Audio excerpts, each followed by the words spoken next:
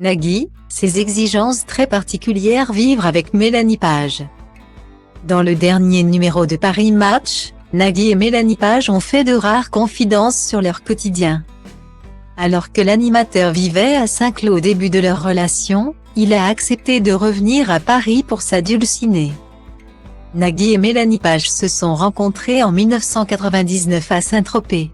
Immédiatement charmé par la jeune actrice qui jouait à l'époque dans Sous le soleil, le présentateur a donné de sa personne pour parvenir à la conquérir.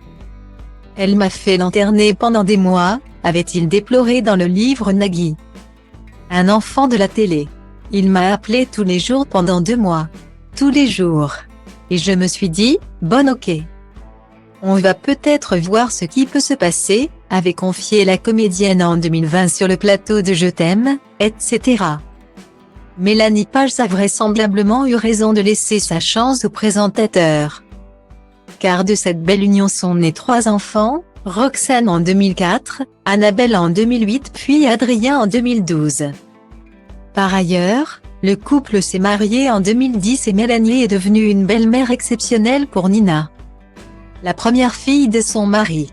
Mélanie est à la fois épouse parfaite, maîtresse, pote avec qui je vais au foot, confidente, et puis mère. Elle ne m'a pas seulement appris à éduquer nos enfants. J'ai également modifié, grâce à elle, mon comportement avec Nina, avait-il expliqué dans Gala. Pour pouvoir vivre une aussi belle histoire d'amour, Nagui a bouleversé certaines choses de sa vie. Au départ, alors que sa belle résidait dans le Marais, lui vivait à Saint-Cloud. Le cadre était parfait, mais c'est vrai que tout fermait à 18h, s'est souvenu le présentateur de Taratata dans le dernier numéro de Paris Match. Comme Mélanie Page le suppliait de revenir à Paris, il a fini par accepter. Il a cependant demandé à ce que personne n'habite au-dessus d'eux.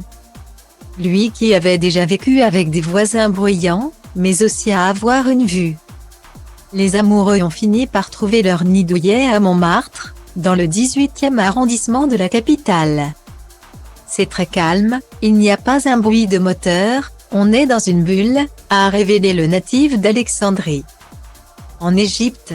Quant à son épouse, aux origines australiennes et britanniques, elle est amoureuse de Paris. J'ai été élevée par des étrangers qui se sont installés ici par amour. Moi aussi j'ai adoré les ponts, les monuments, les rues. Pendant des années, j'ai tout fait à pied, a-t-elle déclaré. Il n'est donc pas question de déménager.